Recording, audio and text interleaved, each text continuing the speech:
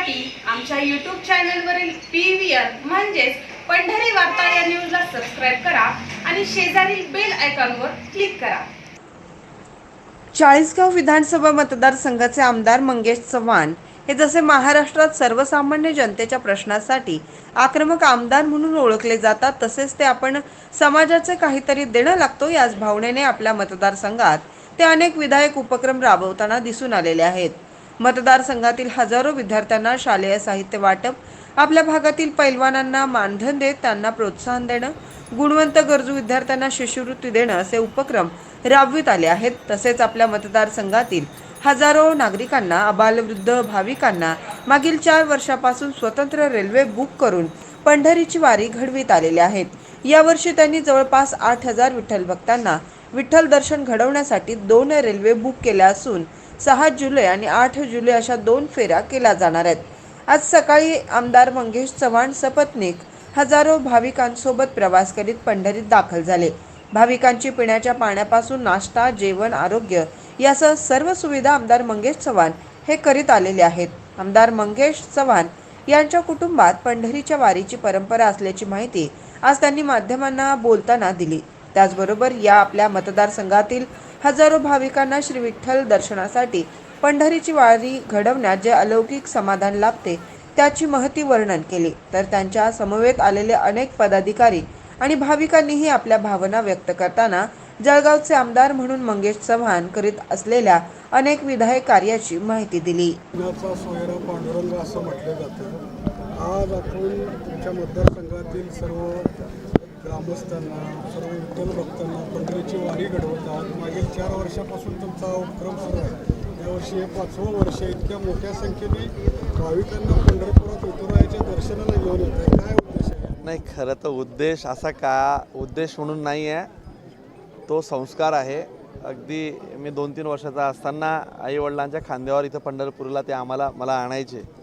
त्यावेळेस शेतकरी परिवारातनं असल्याने त्यांची परिस्थिती तशी होती म्हणून त्यांनी ते संस्कारच माझ्यावर रुजवले आणि आज चाळीसगावचा तालुक्याचा आमदार होण्याचं जबाबदारी मला मिळाली। त्यासोबत त्या जबाबदारीचं भान ठेवून तर काम करणं ते माझं क्रमप्राप्तच आहे। परंतु ज्या संस्कारात मी वाढलो आहे त्या संस्काराला पुढे नेणं, अनेक मायबाप जनतेला या विठुरायाच्या चरणी त्यांना आणून ते दर्शन घडवणं, मला असं वाटतं की हे एक वेगळा आनंद माझ्यासाठी आहे आणि त्या संस्काराच्या शिदुरीतून तो आनंद वाटण्याचा मी प्रयत्न करतो। राज्य शासनाने यावर्षी दिंड्यांना 20,000 रुपये अनुदान जाहीर केले। याचबरोबर सरकार वारकरी संप्रदायांच्या बाबतीत अतिशय सकारात्मक निर्णय घेताना दिसून येतात। आपण सत्ताधारी पक्षाचे आमदार आहात। कोरोना काळामध्ये आपण सर्वसामान्य नाही, खरं तर बघा, त्यांचा आनंद हा कशातही आपण त्याचं मोल कशातही होऊ शकत नाही। जे भाविक आमच्यासोबत आलेत, हे महाराष्ट्राचं अखंड महाराष्ट्राचं आराध्य दैवत विठुमाईच्या दर्शनाला जेही लोक येतात, चंद्रभागेच्या तीरी एखादी डुबकी घातली आणि नंतर त्या विठुरायाला त्याच्या चरणी नतमस्तक झालं तर जीवन सार्थकी झाल्याचा सर्वोच्च आनंद बऱ्याच भाविकांना इथं मिळतो। मी आमदार होण्याच्या अगोदरपासून परंपरा चालू केली। अनेक लोकांचं स्वाभाविक असतं की राजकारण म्हटलं की मतांतरे होतात आणि ते माझ्यावर त्यावेळेस की बाबा राजकारणासाठी चालू असेल कदाचित ही वारी, परंतु आज ती मी आमदार होण्याच्या अगोदरपासून तर आज आणि पुढेही अगदी जो संस्कार आमच्या परिवारात आहे तोच पोरांना आपण पुढे सांगून ही वारी अखंड चालू ठेवावी। लोक कमी अधिक होतील परंतु ही वारी अखंड चालू ठेवावी हा आमच्या परिवाराचा हा तर मानस आहेच, परंतु चाळीसगाव तालुक्याची जनतेचा माझ्यावर तेवढा विश्वास देखील मला या बाजूने जास्त जाणवतो की अगदी 2 दिवस कुठे बाहेर जायचं म्हटलं तर कोणाच्या भरोश्यावर जायचं अशी परिस्थिती निर्माण होते। परंतु आम्ही साधं एक नोंदणी चालू केली तर हजारो भाविक की बाबा आपल्याला पांडुरंगाला घेऊन जाणारा आपला हा छोटासा कार्यकर्ता म्हणून लोक येतात आणि त्या लोकांचा विश्वास त्यांच्या चेहऱ्यावर इथं दिसतोय। ही वारीची परंपरा गेल्या शतकोत्तर परंपरा जी महाराष्ट्रातनं इथं चालू झाली, तिला कोणी मालक नाही, तिचा कोणी चालक नाही, लोक येत राहतात, ती वारी होत राहते। अशीच वारी चाळीसगावची पुढे घडेल हाच आमचा संकल्प आहे।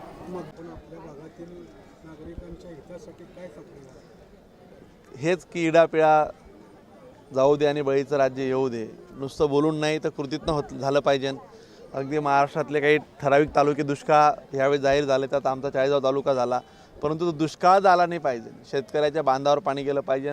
पाणी जर मुबलक झालं तर तेही मला असं वाटतं की शेतकरी दुसरं काही मागत नाही आणि तेच पांडुरंगाला साखळ घालणार आहे की मी तर बाबा मला परमेश्वराने तर भरभरून दिलं आहे, परंतु माझ्या तालुक्याला देखील सुखी ठेवावं, समृद्ध ठेवावं, त्यांचं सगळ्यांचं आरोग्य चांगलं राहावं, त्यांना दीर्घायुष्य लाभो, हेच मी पांडुरंगाला प्रार्थना करणार आहे. वारकरी संप्रदाय हा संघटना म्हणून ओळखले जातो.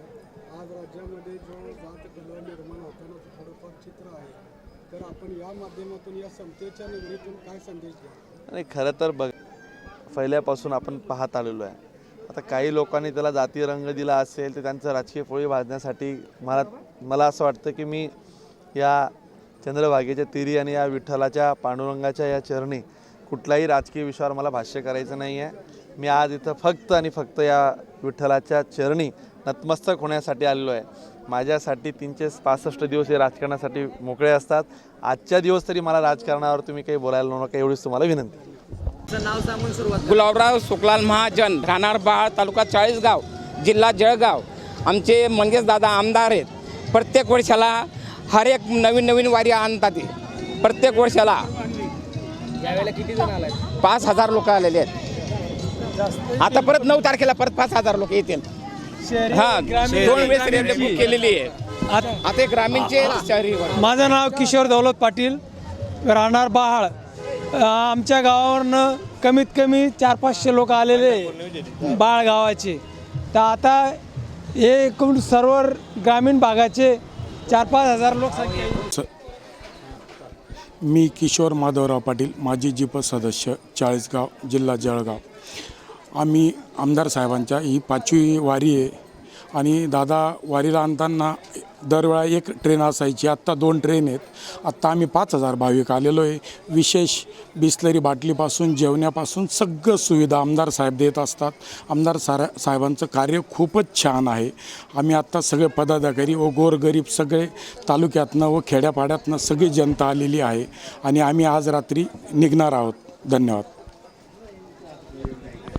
रोहन सूर्यवंशी, मी भारतीय जनता पार्टीचा माजी युवा मोर्चा तालुका अध्यक्ष व दादांचा मित्र आणि कार्यकर्ता.